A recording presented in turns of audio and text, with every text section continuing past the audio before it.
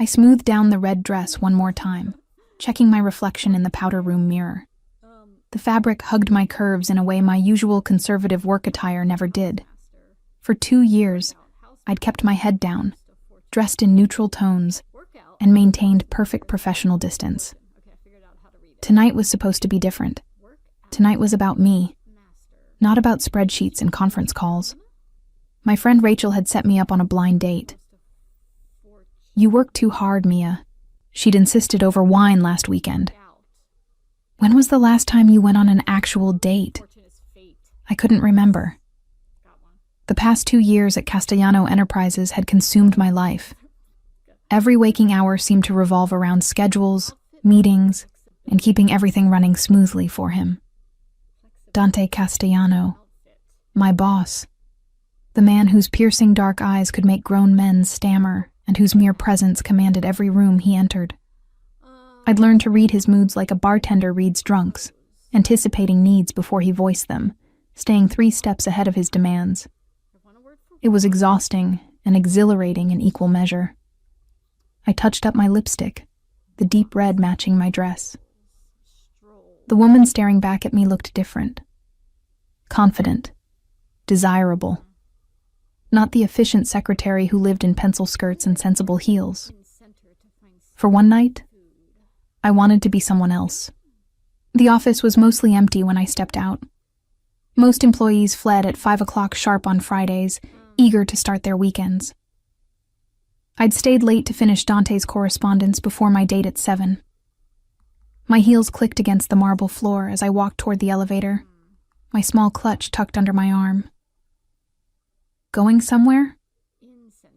The voice stopped me cold. I turned to find Dante leaning against his office doorway, arms crossed over his chest. He'd removed his suit jacket, his white shirt sleeves rolled up to reveal forearms that I absolutely should not be noticing. His tie hung loose around his neck, the top button of his shirt undone. He looked dangerous and beautiful in that way that made my stomach do things I refused to acknowledge. "Home," I replied, keeping my voice steady. "It's after 6. His gaze traveled slowly down my body, taking in every inch of the red dress. The air between us felt suddenly thick, charged with something I couldn't name. When his eyes finally met mine again, there was heat in them that made my pulse quicken. In that dress, his voice was low, almost a growl. He pushed off the doorframe and walked toward me with the predatory grace that made people instinctively step aside when he passed. "Who are you going to kiss after work in that dress?" The question hit me like a slap. Heat flooded my cheeks, part embarrassment, part indignation. Who did he think he was? My boss, yes. But my keeper, never. "That's none of your business, Mr. Castellano." I lifted my chin, meeting his stare even as my heart hammered against my ribs. 2 years of reading his moods told me I was treading on dangerous ground, but something reckless had taken hold of me. Maybe it was the dress. Maybe it was 2 years of bottled-up frustration. "None of my business?" He stopped inches from me, close enough that I could smell his cologne. That expensive scent that always made me think of dark rooms and darker secrets. "You work for me, Mia. Everything about you is my business." During office hours, I shot back, surprising myself with my boldness. "What I do on my own time, who I see, I paused, letting the unspoken word hang between us. "That has nothing to do with you." Something dangerous flashed in his eyes. His jaw tightened, and I watched the muscle there jump. For a moment, I thought I'd gone too far. Dante Castellano was not a man accustomed to defiance. He gave orders, and they were followed. Simple as that. "You're playing a dangerous game," he murmured, his voice dropping even lower. He reached out, his fingers barely brushing the strap of my dress.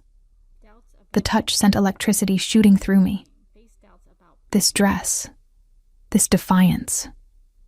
"Do you have any idea what you're doing to me?" My breath caught. We'd never crossed this line before. Sure, there had been moments. Lingering looks, accidental touches that felt anything but accidental. Late nights in the office when the air felt too thick to breathe. But we'd never acknowledged it. Never spoken about the tension that crackled between us like a live wire. "I'm going on a date," I whispered, though my body was betraying me, swaying slightly toward him. "With someone who actually notices me as a woman, not just a secretary who files papers and answers phones." His hand moved from my dress strap to my chin, tilting my face up to his. "You think I don't notice you?" The words were rough, almost angry. "I notice every goddamn thing about you, Mia. The way you bite your lip when you're concentrating. How you tap your pen against your notepad during conference calls. That you take your coffee with 2 sugars, but pretend you drink it black to seem more professional."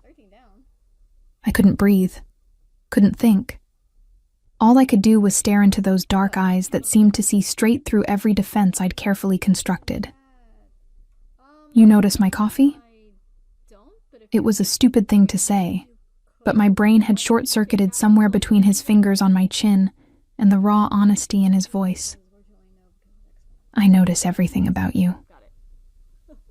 His thumb traced my lower lip, and I felt that touch everywhere. "And I notice when other men look at you, when they think about what you'd look like without your professional armor. And I hate it." "Dante." His name felt forbidden on my lips, too intimate for an employee addressing her boss. "Who is he?" The question was a demand. "This man you're meeting. This man who thinks he has the right to see you like this. A friend of a friend. I don't even know his name." The confession tumbled out before I could stop it. "Rachel set it up. She said I needed to get out more." "Cancel it." "No." The word hung between us, a gauntlet thrown down. His eyes narrowed, and I watched the storm building behind them. Dante Castellano was not a man who heard no often. Probably never. "You're telling me no?" His voice was silk over steel. "Yes." My heart was racing so fast I thought it might burst from my chest. "I'm telling you no. You don't get to control my personal life. You don't get to decide who I see or what I wear or—" He kissed me. One moment we were facing off, 2 stubborn forces colliding. The next, his mouth was on mine, hot and demanding and absolutely claiming. His hand slid from my chin to the back of my neck, holding me in place as he kissed me like he was drowning and I was air. I should have pushed him away. Should have remembered every rule about professional boundaries and workplace harassment. Should have thought about the consequences. Instead, I kissed him back with 2 years of pent-up frustration and desire that I'd buried so deep I'd almost convinced myself it didn't exist. My clutch fell to the floor with a soft thud. My hands found their way to his shirt, fisting in the fabric as I pulled him closer. He made a sound low in his throat, something between a groan and a growl, and backed me against the wall beside his office door. The marble was cool against my back, a stark contrast to the heat of his body pressed against mine. The kiss shifted, became deeper, more demanding. His tongue traced the seam of my lips and I opened for him. Let him in. Met him stroke for stroke. This was madness. Complete and utter madness. But I couldn't stop. Didn't want to stop. His hands moved down my sides, learning the curves the red dress revealed. When his fingers found the hem, started sliding up my thigh, reality crashed back in. "Wait." I broke the kiss, pressing my palms against his chest. "Dante, wait."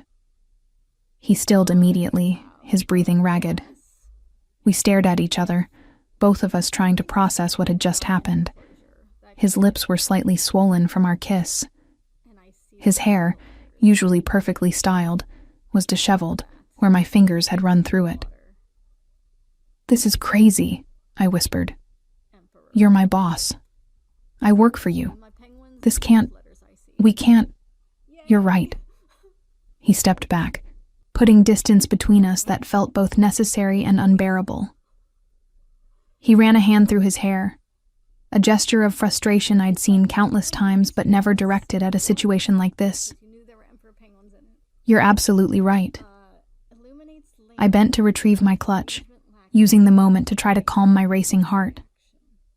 When I straightened, he was watching me with an intensity that made me shiver. I should go, I said, though moving felt impossible. My legs were trembling. My date. About that. He pulled out his phone, his movements precise and controlled. The businessman was back. The man who'd just kissed me senseless, locked away behind a mask of professional distance. What's his number? What? Why? Give me his number, Mia. It wasn't a request. Absolutely not. I clutched my purse tighter. You can't just... Dante, this is insane. You can't interfere with my date because we kissed. One kiss doesn't give you the right to... It wasn't just one kiss. His eyes met mine, and the heat in them made my knees weak. And we both know it won't be the last. Before I could respond, his phone rang. He glanced at the screen, and his entire demeanor shifted.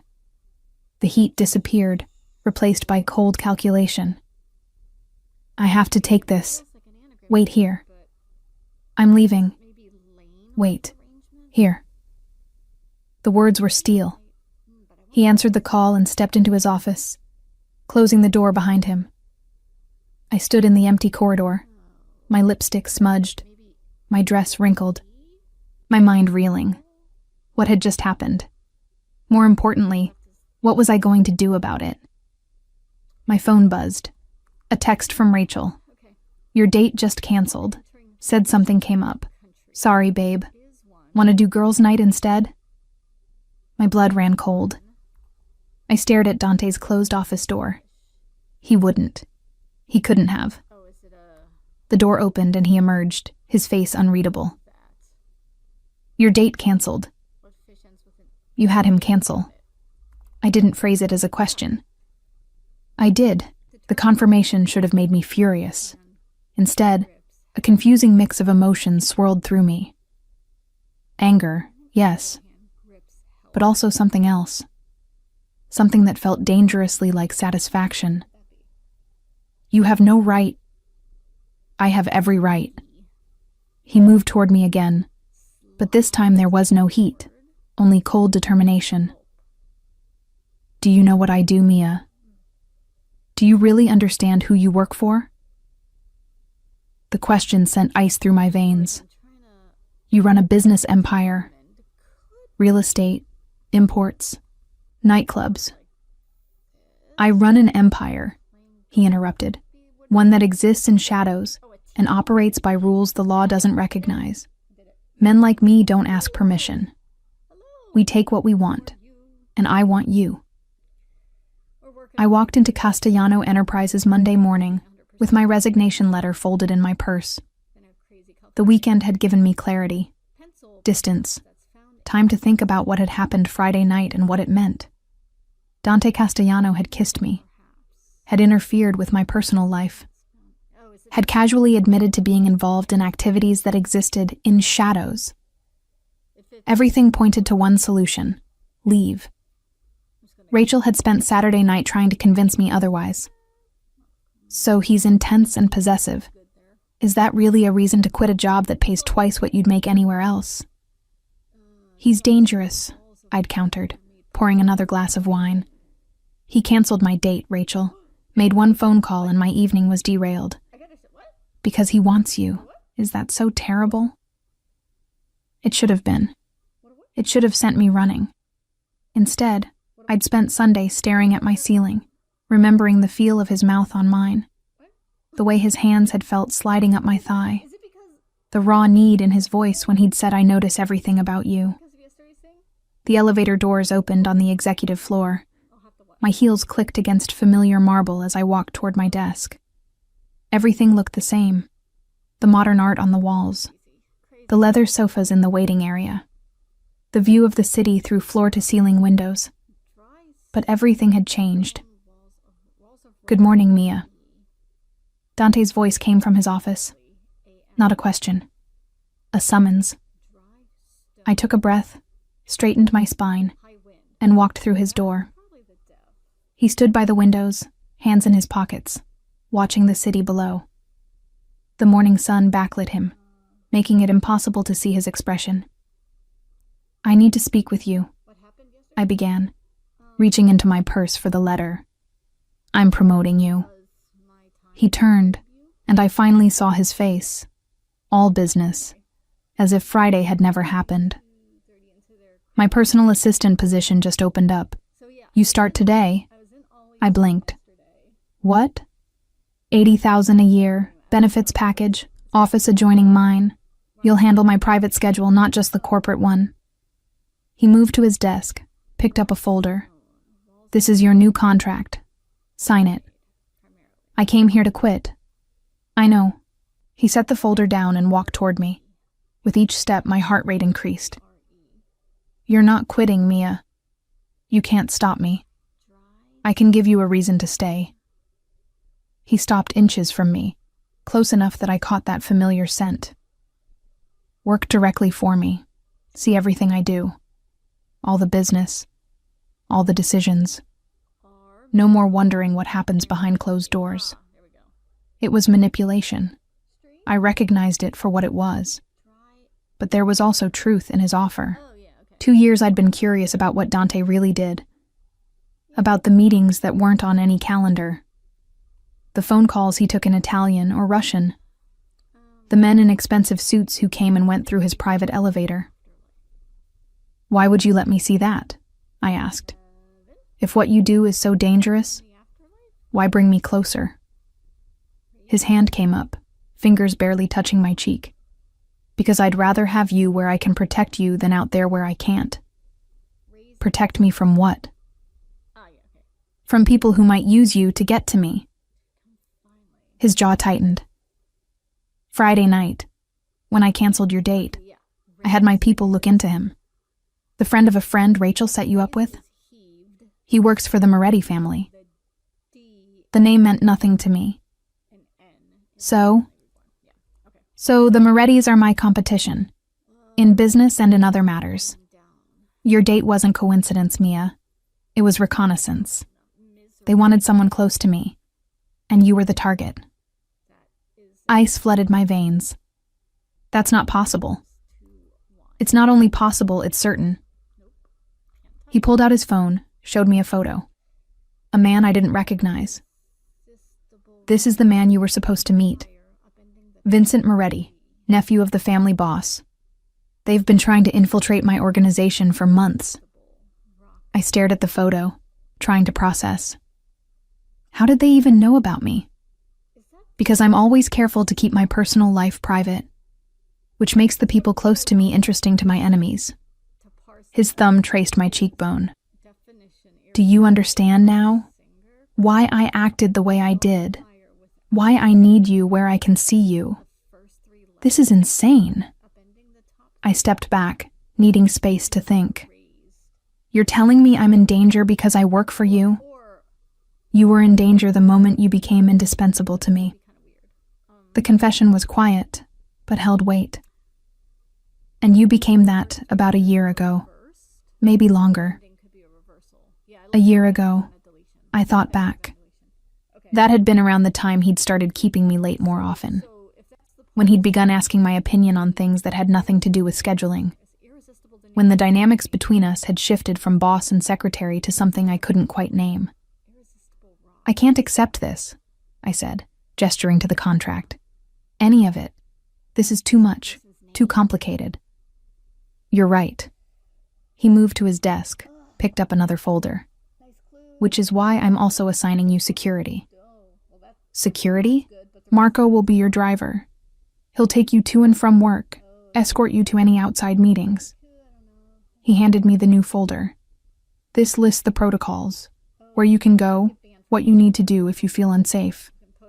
I opened the folder, scanning pages of detailed instructions, protocols for everything from lunch meetings to weekend activities. It read like a manual for a prisoner. This is a cage. This is protection. It's the same thing. My voice rose despite my attempt at control. You're telling me I can't quit? I have to take this promotion? And now I can't even go to the grocery store without a bodyguard? Not without Marco, no.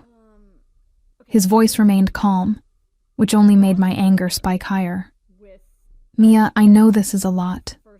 I know it's not what you signed up for when you took a job as my secretary. But Friday night changed things. Not just between us, but strategically. The Morettis know I stopped their play. They know you're important to me. That makes you a target.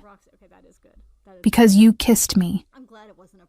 Because I've been watching you for 2 years like a starving man watches food. The raw honesty in his voice stopped my protest. Because every man in this building knows better than to look at you twice. Because I moved heaven and earth to keep you in my orbit. And the Morettis saw that. Understood what it meant before even you did. My hand shook. I set the folder down before I dropped it. What did it mean? To you, I mean. Friday night. Was that just... I searched for the right word. Possession? Ego?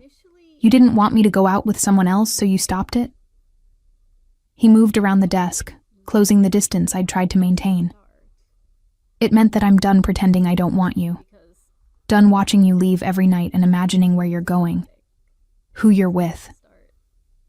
His hands found my waist, steady and sure. I want you, Mia. Not just physically. I want you by my side, in my life, in every way that matters.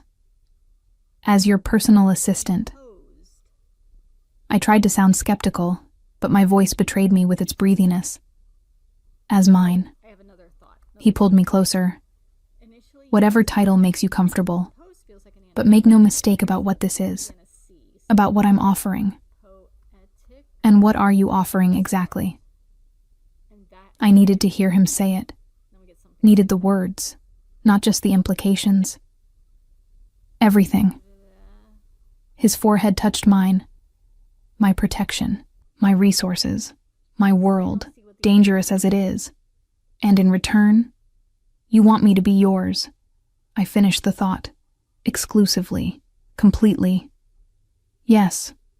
The single word should have terrified me. Instead, heat pooled low in my stomach. Maybe I was crazy. Maybe 2 years of proximity to Dante Castellano had warped my sense of normal. But standing there, feeling his hands on me, seeing the naked want in his eyes, I couldn't remember why I'd wanted to leave. The contract, I said. For the assistant position. Does it have a clause about personal relationships? It has a clause that says you're mine and anyone who touches you answers to me. His lips curved into something that wasn't quite a smile. That clear enough? Not standard HR language. I don't operate by standard rules, Mia. You know that by now. I did know it.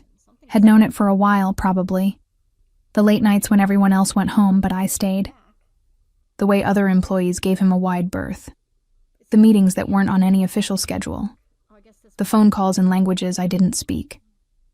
All of it pointed to a world beyond the legitimate business empire Castellano Enterprises presented. If I sign that contract, I said carefully, if I accept this promotion and the protection and everything that comes with it, I need something in return. His hands tightened on my waist. Name it. Honesty.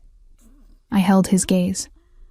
Complete honesty about what you do, about the danger, about what being yours really means. No more shadows. No more wondering. He studied my face for a long moment. I could see him weighing options, calculating risks. This was Dante Castellano, the businessman, the strategist, the man who built an empire through careful planning and ruthless execution. All right, he said finally. Complete honesty. But understand, Mia, that once you know certain things, you can't unknow them. Once you're part of my world, truly part of it, there's no going back to who you were before. I understand. Do you? He released me, putting space between us again. Because I'm not talking about learning I skim money or bribe officials. I'm talking about the kind of truth that will change how you sleep at night, that will make you question every moral you've ever held. Tell me anyway. He walked to the windows, hands behind his back. For a long moment, he was silent. Then, my family has been in this country for 3 generations.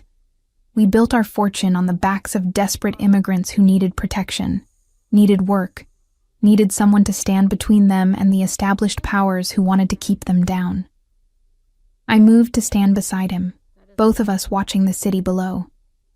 That doesn't sound terrible. It wasn't, not at first. My grandfather genuinely wanted to help, but help requires money, resources, and acquiring those required actions that existed outside the law. He glanced at me. Do you understand what I'm saying? Your family is involved in organized crime, in providing services that people needed but couldn't access through legitimate channels. His voice held no apology. Protection, work, justice when the system failed them. Yes, we charged for those services. Yes, we dealt with our enemies in ways that didn't involve courtrooms. But we also built hospitals, funded schools, kept neighborhoods safe that the police had abandoned. Justified crime is still crime. Yes. He turned to face me fully. And I won't pretend otherwise. Not with you. The imports I oversee, some of them are legal, many aren't. The nightclubs, fronts for laundering money, the real estate, purchased with funds that would never stand up to IRS scrutiny. He paused. I am exactly what you suspect I am, Mia. A criminal. A man who operates outside the law when it suits my purposes. A man with blood on his hands. The confession should have sent me running. Instead, I found myself asking, how much blood? Enough that I've stopped counting. No emotion, just fact. I don't kill for pleasure. I don't harm innocents. But when someone threatens my family, my organization, my people, I eliminate the threat, permanently. The Morettis. I made the connection. Are they a threat? They've been trying to move into my territory for 5 years. So far, I've managed to keep them at bay through strategic partnerships and carefully applied pressure. But they're getting bolder, more desperate. His jaw tightened. Which is why I need you protected, why I need you close. Because they'll use me against you. Because they'll hurt you to hurt me. And I won't allow that. I turned back to the window, processing everything he'd told me. My hands were surprisingly steady, my breathing calm. I should have been horrified, terrified. Instead, I felt something else. Clarity. Like pieces of a puzzle I'd been assembling for 2 years had finally clicked into place. The contract, I said. I'll sign it, on one condition. Which is? You teach me. I faced him again. Everything. How your world works. The rules, the players, the dangers. If I'm going to be part of this, I need to understand it fully. Not just know that you're dangerous, but understand how and why. Something like respect flickered in his eyes. Most people want less knowledge, not more. I'm not most people. No. He closed the distance between us, his hand cupping my face. You're absolutely not. 6 months changed everything. I signed Dante's contract that Monday morning, right there in his office with his dark eyes watching every stroke of my pen. By Tuesday, I had my own office adjoining his, connected by a door that stayed open more often than it was closed. By Wednesday, Marco was driving me to work in a black sedan with bulletproof glass and windows tinted dark enough to hide me from the world outside. By the end of that first month, I'd attended my first meeting that had nothing to do with legitimate business. It happened in a back room of one of Dante's nightclubs.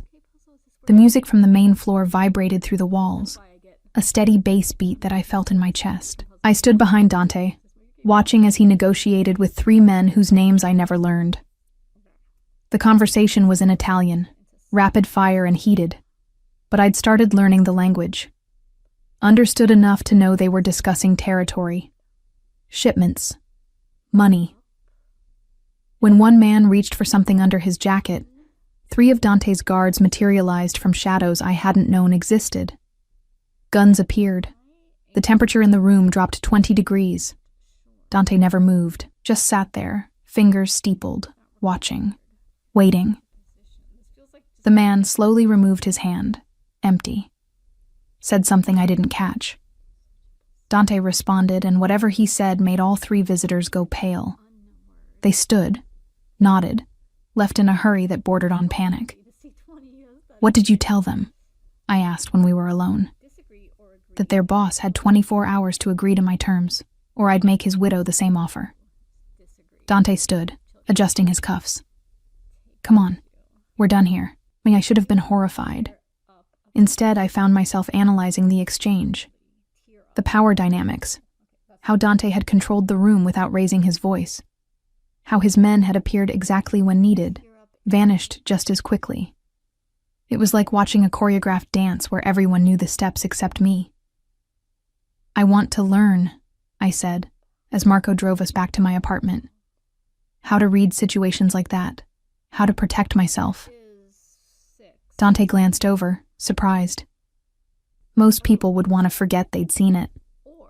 I'm not most people. I was borrowing his line from that Monday morning. "You said I need protection. I want to be part of my own protection, not just someone you guard." Something shifted in his expression. Tuesday and Thursday evenings. We start self-defense training. That had been 4 months ago. Now I could disarm someone holding a knife. Knew where to hit to cause maximum pain with minimum effort. Could read body language and threat levels in a way that had become second nature. I'd also become part of Dante's world in ways I hadn't anticipated. Friday nights were for the social clubs, where old men played cards and discussed business in coded language. I learned to read the codes. Learned which families were allies, which were rivals, which were pretending to be one while plotting to become the other. Sunday mornings were for church, where Dante's mother still attended Mass like the good Catholic woman she'd been raised to be. She'd welcomed me with tears in her eyes and kisses on both cheeks. "Finally," she'd whispered in Italian. "Finally, he brings a woman to meet me." Monday lunches were with the legitimate business partners, the ones who knew what Dante really did, but maintained plausible deniability. I learned to smile and nod, to deflect questions with grace, to be present but invisible in the way powerful men's women had learned to be for centuries. Wednesday nights were ours. Those were the nights Dante sent everyone away. When the penthouse he owned became just a home instead of headquarters. When he cooked dinner himself, refusing to let me help, insisting I sit at the counter with a glass of wine and tell him about my day. When we ate at the dining table he never used, talking about everything and nothing. When he'd pull me to the couch afterward, and we'd watch movies or read books, or just exist together. Those were the nights he'd kiss me slow and deep, hands learning every inch of me through my clothes, but never pushing for more. When I'd fall asleep against his chest and wake up in his bed, still fully clothed, with his arms wrapped around me and morning light streaming through the windows. "Why haven't we?" I'd asked once, tracing patterns on his chest. "It's been 3 months. Most men would have." "I'm not most men." His fingers had threaded through my hair. "And when I have you, Mia, when I finally make you mine in every way, it won't be because hormones got the better of us. It'll be because you've chosen me, completely, with full knowledge of who and what I am. I already know who you are. You know the surface." He'd kissed my forehead. "You haven't seen the depths yet." I'd seen more of those depths tonight. We were at one of Dante's warehouses, the legitimate kind that stored legal imports. At least, that's what the paperwork said. In reality, half the containers held goods that would never see a customs declaration. Dante had wanted me to understand the full scope of his operation. How money moved, how products were smuggled, how an empire functioned when it existed in the spaces between legal and illegal. Marco had driven us in the bulletproof sedan. We'd entered through a side door that required 3 different security checks. Inside, the warehouse was exactly what I expected. Concrete floors, metal shelves, stacked containers, men with guns trying to look casual, the smell of machine oil and cardboard. Dante walked me through the operation, explaining each step. The trucks that arrived at odd hours, the paperwork that matched one set of manifests while hiding another, the distribution network that ensured products reached their destinations without official notice. Questions? He asked after the tour. I had hundreds. But before I could voice one, gunfire shattered the quiet. Everything happened fast. Marco appeared from nowhere, pushing me down behind a concrete pillar. Dante had a gun in his hand. When had he drawn it? Returning fire toward the warehouse entrance. Men shouted in Italian and English. More gunfire. The smell of gunpowder sharp in my nose. Stay down, Marco ordered, his own weapon drawn. Don't move. I pressed against the pillar, making myself small. My heart hammered against my ribs.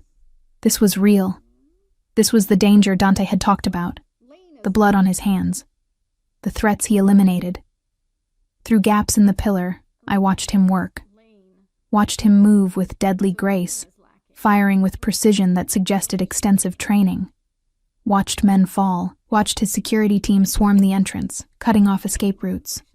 Watched Dante walk toward 3 men who'd dropped their weapons, hands raised in surrender.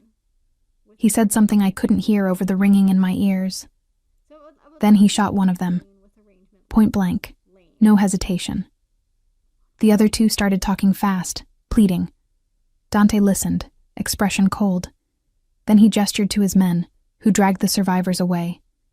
One of his team approached with a tablet, showed him something. Dante's jaw tightened. He looked toward where I was hidden. It's safe, Marco said, helping me up. My legs shook but held. Come on. Dante met me halfway, holstering his gun. His hands went to my face, checking me over. Are you hurt? No.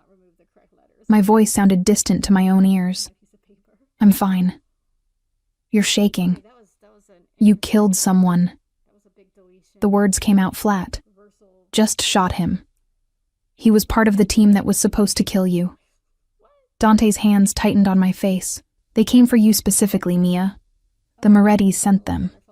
This was about you. The safe house was 30 miles outside the city, tucked into wooded hills where neighbors were measured in acres, not feet. Dante drove us there himself in an unmarked SUV, Marco following in a second vehicle with 3 other guards. No one spoke during the drive. The silence was heavy with unasked questions and unsaid words. I kept seeing it. The man falling. The blood. Dante's face, cold and emotionless as he pulled the trigger. He'd killed someone right in front of me. Killed him to protect me. The safe house was beautiful.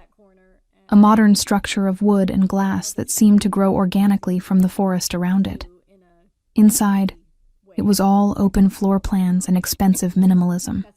A place designed for hiding that somehow felt like home. You'll stay here, Dante said, setting my overnight bag. Marco had packed it from my apartment while we drove, on the marble kitchen counter. Guards at all perimeters. No one gets close without my knowledge. For how long? Until we resolve the Moretti situation. He moved to the windows, checking sightlines and exits in a way that had become automatic. A few days, maybe a week. I sank onto the leather couch, exhaustion washing over me. It was nearly midnight. Hours had passed since the attack. Hours of Dante on the phone, giving orders in rapid Italian. Hours of driving through darkness. Hours of processing what I'd witnessed. Talk to me. Dante sat beside me, careful to keep distance between us. You've been quiet since the warehouse. You killed a man. I said it again, like repeating the words would make them real. Just shot him. Yes, because he was there to kill me. That was part of it. He turned to face me. The other part was sending a message. The Morettis need to understand that touching you means death. Not negotiation. Not discussion. Death. So you executed him. In front of me. I eliminated a threat. His voice remained calm, factual.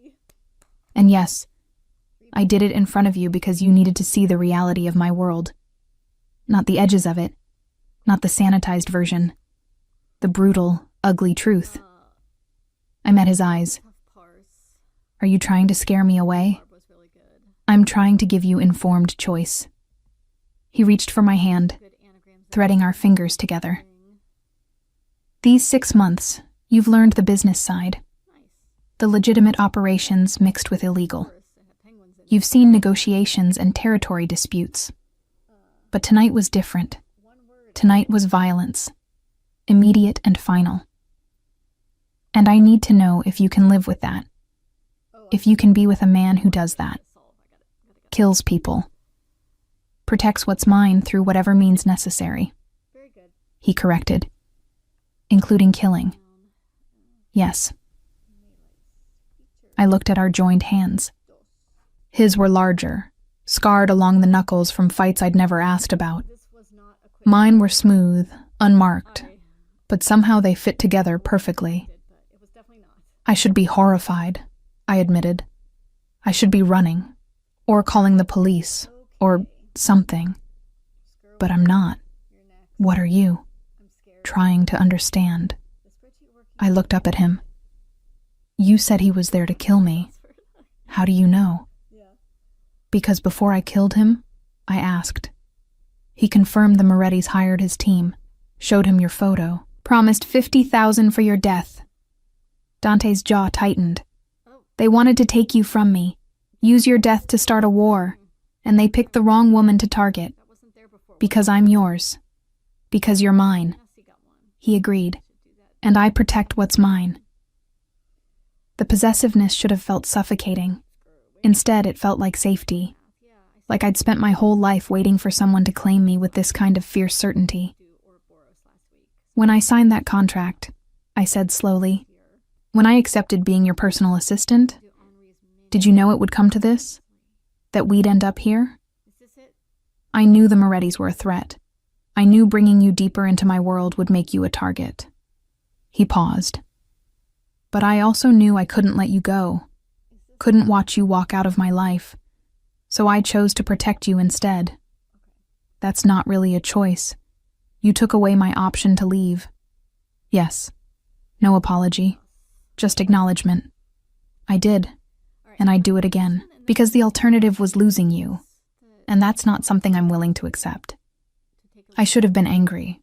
Should have felt manipulated. But 6 months of watching Dante operate had taught me something important. He didn't make decisions lightly.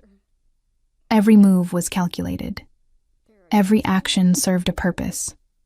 If he'd brought me into his world, made me his personal assistant, kept me close, it was because that was the only way to ensure my safety. The man tonight, I said. The one you killed. If you'd let him live, what would have happened? He would have tried again, or told the Morettis how close he got, given them information to plan a better attack. Dante's thumb traced patterns on my palm. He was a dead man the moment he accepted the contract on you. I just expedited the timeline. That's cold. That's reality in my world. He pulled me closer until I was tucked against his side. I know you grew up believing in justice systems and trials and innocent until proven guilty. But those things don't exist where I operate. There's only strong and weak, quick and dead, protective and vulnerable. And which one are you? All of the above, depending on the situation. His arm around my shoulders tightened. But with you, Mia, I'm only ever protective. Fiercely, violently protective. We sat in silence for a while. Outside, night sounds filtered through the glass. Crickets, wind in the trees, the distant call of an owl. Inside, just the sound of our breathing, the steady beat of Dante's heart under my ear, where I'd pressed my head to his chest. "I'm not leaving," I said finally. "I'm not running or calling the police or pretending I can go back to who I was before you. Whatever that makes me, complicit, compromised, corrupted, I don't care." His hand moved to my hair, fingers threading through the strands. "Are you sure?" "No." Honesty felt important. "I'm terrified of the danger, of how much I want this, of what it means that I'm choosing a man who kills people to protect me." I tilted my head back to look at him. "But I'm sure about you, about us." Something shifted in his expression. The careful control slipped, showing raw emotion beneath. "Mia." I kissed him before he could finish. Kissed him with 6 months of pent-up desire and 2 hours of adrenaline-fueled clarity. This wasn't a hallway encounter or a Wednesday night couch session. This was choice. Complete and informed and irrevocable. Dante responded immediately, his arms pulling me onto his lap so I straddled him. The kiss deepened, became hungry and demanding. His hands found the hem of my blouse, slid underneath to touch bare skin. I gasped against his mouth, arching into the contact. "We should stop," he murmured, even as his fingers traced patterns up my spine. "You've had a traumatic night. You're not thinking clearly." "I'm thinking perfectly clearly." I pulled back enough to meet his eyes. "I want this. Want you. Not because I'm scared or processing trauma. Because I've spent 6 months falling for you, and I'm done pretending it's just professional." 3 years. That's how long it had been since the attack at the warehouse. Since Dante had killed a man in front of me and I'd chosen to stay. Since I'd moved from personal assistant to something that didn't have a clean corporate title. Partner, maybe. Though that word didn't capture the complexity of our relationship. Wife, in all but legal paperwork. Dante had asked me to marry him properly 6 months after that night in the safe house, presenting me with a ring during a private dinner at the penthouse. I'd said yes without hesitation. We'd married in a small ceremony attended by his mother, my handful of close friends, and several dozen men whose names I'd learned over the past years. Marco had walked me down the aisle, since my father had died when I was young and there was no one else. Dante had cried when he said his vows. This dangerous man who killed without remorse, showing vulnerability only I ever saw. That had been 2.5 years ago. I was 28 now. He was 35, and I was 5 months pregnant with his daughter. The pregnancy had been unplanned, but not unwelcome. We'd talked about children in abstract terms, but both of us had assumed it was years away. Then I'd missed my period, taken a test, stared at the positive result for 10 minutes before telling Dante. His reaction had been immediate and intense. Joy mixed with fear, mixed with something that looked like possessiveness multiplied by 1,000. "I'm putting guards on you 24/7, he'd announced. "And you're not leaving the penthouse until the baby's born." "Absolutely not." I'd learned to push back against his overprotective instincts. "I'll accept additional security, but I'm not spending 4 more months trapped inside. Our daughter deserves a mother who doesn't lose her mind from cabin fever." We'd compromised. I had guards, but also freedom to move within carefully defined parameters. I still worked alongside Dante, managing the legitimate sides of his business empire, while he handled the shadows. I still attended family dinners at his mother's house, still went to the social clubs where old men treated me like the respectable wife I'd become in their eyes, but things had shifted lately. The Moretti situation, supposedly resolved 3 years ago, was flaring again. New leadership had taken over their family, younger and more aggressive than the previous generation. They wanted territory Dante controlled, wanted to prove themselves through conflict rather than negotiation. Last month, they'd hit one of Dante's shipping operations. Killed 2 guards. Stolen merchandise worth $500,000. It was a direct challenge. One Dante couldn't ignore without appearing weak. Which was why I was currently sitting in a conference room in one of Dante's legitimate office buildings, 6 months pregnant, and listening to men discuss war. They're pushing for confrontation, Antonio, one of Dante's oldest advisors, was saying. Every week, another provocation, another border test. They want blood. Then we give them blood. Marco's voice was hard. In the 3 years since he'd become my personal guard, we'd developed a sibling-like relationship. He was protective of me in ways that went beyond professional duty. Hit them back twice as hard. And start a war that will draw federal attention we don't need. Dante's fingers drummed on the table, a rare tell of agitation. No, we need to be smarter than that. With respect, boss, being smart reads as being weak. This from Giovanni, a younger captain who'd risen quickly through the ranks. The Morettis are counting on you playing it safe. They think you've gone soft. Soft? Dante's voice dropped to that dangerous quiet that made smart people back away. Because I don't immediately start a war that could get my people killed? Because you've got a wife and a baby coming. Giovanni didn't back down, which was either brave or stupid. Everyone knows you've changed since you married Mia. More cautious, more concerned with collateral damage. Giovanni. Marco's warning came too late. Dante stood, moving around the table with predatory grace. You think I've gone soft? Think I care more about my wife than my organization? He stopped in front of Giovanni, who to his credit didn't flinch. Let me be crystal clear about something. Mia isn't my weakness. She's my motivation. Every decision I make, every action I take, is calculated to protect her and the child she's carrying. Which means I'm more dangerous now than I ever was before, because I have something worth burning the world down to protect. The temperature in the room had dropped. Everyone knew that tone, knew what it meant when Dante got that quiet, deadly calm in his voice. I apologize, boss, Giovanni managed. I spoke out of turn. Yes, you did. Dante didn't move, and if you ever suggest again that my wife makes me weak, we'll have a very different conversation. One that doesn't happen in front of others. Understood? Understood. Dante returned to his seat beside me, his hand finding mine under the table. To everyone else, he looked composed. But I felt the tension in his grip, felt how close he'd come to violence. The Moretti situation needs resolution, I said, breaking the silence. All eyes turned to me. Even after 3 years, some of Dante's men still weren't accustomed to me speaking in strategy meetings.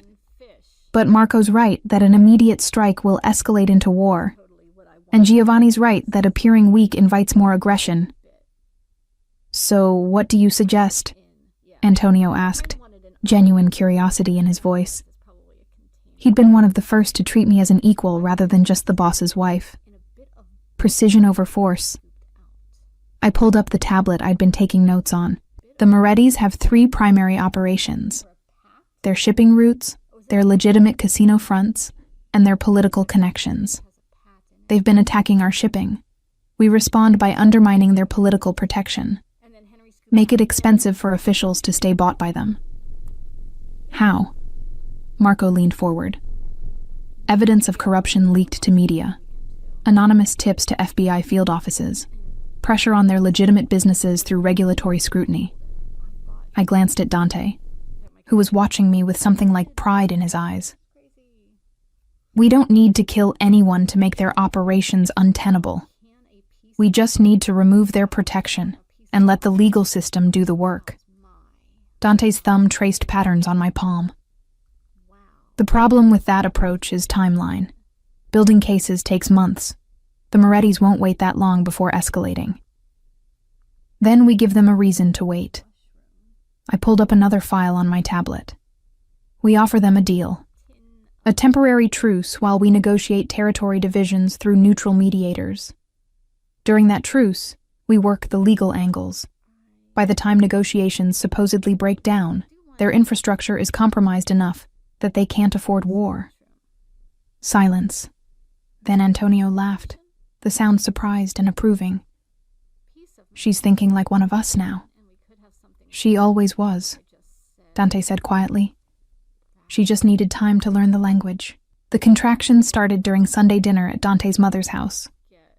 We were sitting around her dining table, the one that had been in her family for 3 generations, eating pasta that she'd spent all afternoon preparing. Dante's hand was on my thigh under the table, a casual touch that had become habit. We were happy, safe, in the eye of the storm that had been building with the Morettis. Then pain lanced through my abdomen. I gasped, my fork clattering against my plate. Dante was beside me immediately, his hand moving to my stomach. Mia? What's wrong? I think... Another contraction cut off my words. The baby. She's coming. Chaos erupted. Dante's mother started praying in Italian, crossing herself repeatedly. Marco was on his phone calling the hospital. Dante scooped me into his arms, carrying me to the car despite my protest that I could walk. She's 3 weeks early, he said, and I could hear the fear beneath his control. 3 weeks, Mia. Babies come when they're ready. I tried to sound calm, even as another contraction made me grip his shirt. It's going to be fine. It wasn't fine. The delivery was long and complicated. Our daughter, whom we'd decided to name Isabella, was breech. The doctors talked about C-sections and complications. Dante refused to leave my side, holding my hand through every contraction, every decision, every moment of terror when they said the baby's heartbeat was dropping. 23 hours after the first contraction, Isabella Rose Castellano entered the world screaming. 7 pounds, 2 ounces of perfect, healthy fury. They placed her on my chest, and I felt everything change. Every priority, every fear, every definition of love I'd ever known. She was beautiful. Dark hair like her father, eyes that would probably be hazel like mine, 10 perfect fingers and 10 perfect toes. A miracle. Dante cried. This dangerous man who had killed people without remorse, who ran a criminal empire, who was feared by half the city. He stood beside the hospital bed with tears streaming down his face, staring at his daughter like she was the only thing in the world that mattered. She's perfect, he whispered. Mia, she's absolutely perfect. She is. I was crying too, exhausted and elated and overwhelmed. We made her, you and me. He leaned down, kissed my forehead, then Isabella's. I love you both more than I can articulate, more than I knew I was capable of loving anything.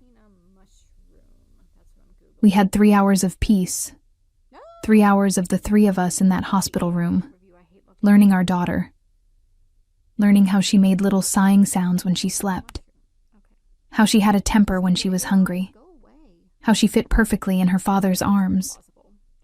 Then Marco appeared in the doorway, his expression grave. Boss. 1 word. But the way he said it made my blood run cold. Dante handed Isabella to me carefully, kissed her forehead 1 more time, then stepped into the hallway. I could see them through the window, could read Marco's body language even if I couldn't hear the words.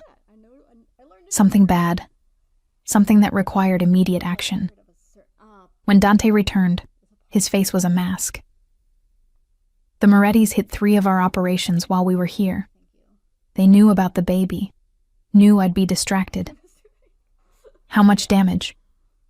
2 men dead, 4 wounded, shipments destroyed.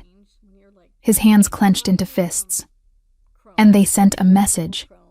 Next time they're coming for you and Isabella. Ice flooded through me. They threatened our daughter? They threatened what I love most. Dante moved to the window, looking out at the city below. Which means this ends. Now. Tonight. Dante, you can't. I can, and I will. He turned, and for the first time in 3 years, I saw the man from the warehouse, the one who'd killed without hesitation. They made this personal. They involved our child. There's no negotiation after that. No mediation. No clever legal maneuvering. Just elimination. What are you going to do? What I should have done months ago. He pulled out his phone, sent a rapid series of texts. End them. Completely. The entire Moretti operation. Everyone who was involved in the threat against my family. That's not a battle. That's a war. Yes. He came to the bedside, cupped my face in his hands. And I will burn this city down if that's what it takes to keep you both safe. Do you understand me? Nothing matters except protecting you and our daughter. Nothing. I held Isabella closer, feeling her tiny heartbeat against my chest. Then do what you have to do, but come back to us. We need you. Something shifted in his expression. He kissed me, slow and deep and desperate. Then he kissed Isabella's forehead with infinite gentleness. I'll come back. I promise. He left. Marco stayed, positioning himself outside the hospital room door. Additional guards appeared within minutes, securing the floor. I sat in that hospital bed, holding our newborn daughter, and waited. The war lasted 3 days. I got updates through Marco. Dante's forces hit every Moretti operation simultaneously. Shipping yards, restaurants, the casino fronts. Political connections were exposed through carefully timed media leaks. Evidence of corruption appeared in FBI inboxes. The legal machinery Dante and I had discussed in that conference room months ago ground into motion with brutal efficiency. But it wasn't just legal maneuvering. On the third night, Dante met the Moretti leadership personally, the old guard who'd authorized the threat against Isabella. I didn't ask what happened in that meeting, didn't want to know the details. But when Dante returned to the hospital on day 4, there was blood on his cuffs that hadn't quite come out in the wash. It's over, he said, sinking into the chair beside my bed. Completely over. The Moretti organization is done. The few who survived are running. And every family in the city knows what happens when someone threatens my children. Children? I repeated. Plural? I'm operating under the assumption we'll have more. He managed a tired smile. If you'll still have me after this, after everything I did. I looked at him. My husband. Father of my child. A man who had just waged war to protect us. Who had killed. Who had burned down an entire criminal organization, who was sitting there with exhaustion in every line of his body, asking if I still wanted him. I'll always want you, I said simply, for better or worse. Remember? We took vows. He reached for Isabella, and I placed her in his arms. He held her with the same infinite care he always did, like she was made of glass. She yawned, stretched, settled against his chest like she knew she was safe. Things are going to change, he said quietly. I'm getting out. Out of what? The life, the shadows, the illegal operations. He looked up at me. I can't do this anymore. Can't risk that Isabella grows up losing her father to a bullet or a prison sentence. Can't risk that you spend your life looking over your shoulder. Dante, you can't just walk away from... I can, and I will. His voice held determination I'd heard before, but never directed at this. I've already started the process, moving money, legitimizing operations, burning bridges with people who won't accept my exit. In 6 months, Castellano Enterprises will be exactly what it pretends to be, a legitimate business empire. Nothing more. That's not going to be easy. Nothing worth doing is. He kissed Isabella's head. But she's worth it. You're both worth it. 3 years later, he'd made good on that promise.